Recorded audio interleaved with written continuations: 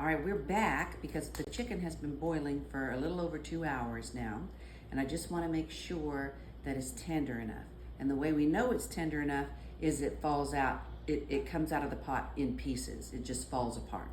And if it's falling apart, then it'll be done. Also, before I put it in, I gave it a really good rinse and took out all of the liver, gizzard, heart, things like that, kidneys out of it, whatever, all comes in the middle of it. I saute it up for this one, who's my videoer today, with some olive oil and some spice. She ate it already, so that's also a nice little feature. So zoom in on here, and I have a feeling that by looking at it, it looks like it's gonna fall apart. It looks pretty like flexible right now. So, oh yeah.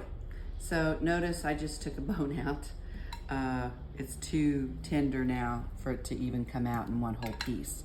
So we're just gonna take what we can when we can and put it all on this plate.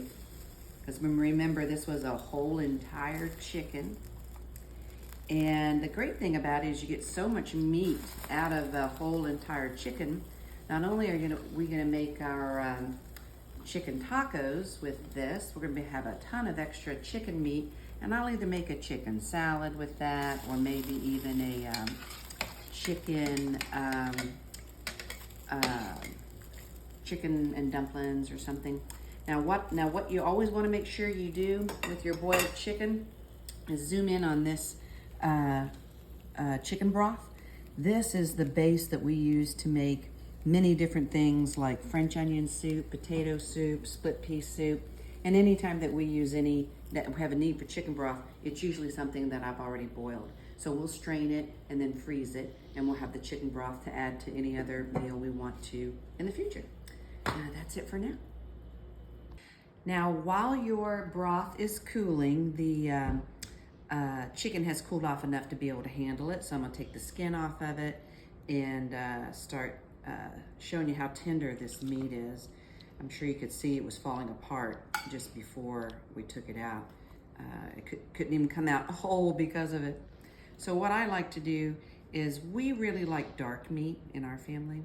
And so the breast meat here, which is normally quite dry whenever you fix it other ways, you can see is really moist and very, very tender. It just pulls so easily off the bone.